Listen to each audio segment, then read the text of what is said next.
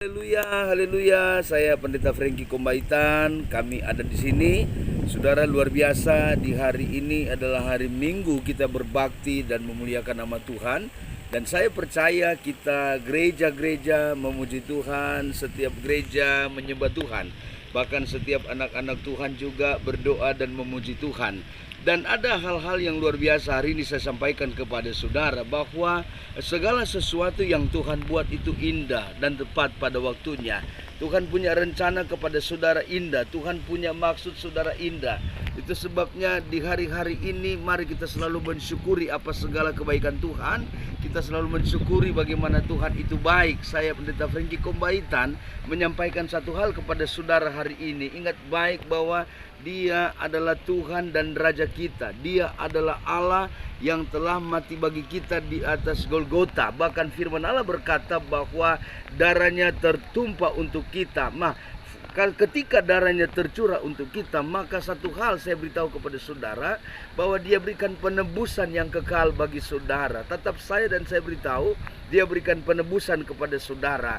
Dan Dia mati di atas Golgota. Firman Allah berkata bahwa darahnya tercurah untuk kita, darahnya tertumpah untuk kita. Nah, hari ini sebagai hamba Allah, saya beritahu kepada saudara, pada waktu Dia mati, Alkitab berkata bahwa Dia akan bangkit dan naik ke surga. Firman Allah berkata dalam Alkitab, dalam Kisah Rasul dikatakan bahwa apa? Di kamar loteng Yerusalem berkumpul di sana 500 orang. Dan ketika berkumpul 500 orang yang berkumpul di kamar loteng Yerusalem, firman Allah berkata, aku akan pergi dan aku akan kembali. Tapi dengar baik, Dia kembali dan firman Allah berkata sementara Dia naik ke surga, Dia memberikan penolong kepada saudara dan saya. Itulah Roh Kudus. Roh Kudus Tuhan berikan bagi saudara. Jadi pada waktu Dia naik ke surga, Dia berikan Roh Kudus, ada penolong. Dan Roh Kudus itu Dia berikan bagi saudara dan saya untuk apa?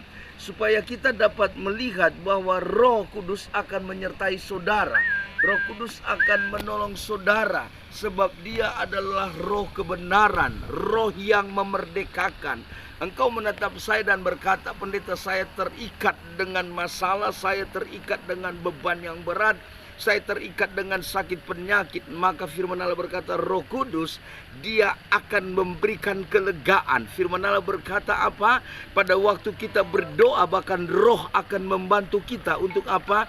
Untuk menyampaikan apa yang di luar apa yang kita sampaikan. Dan itu adalah Roh Kudus. Jadi yang pertama saya beritahu kepada saudara bahwa Dia mati bagimu. Yang kedua, Dia bangkit bagimu. Dan yang ketiga, Dia naik ke surga. Dan pada waktu Dia naik ke surga dikatakan apa?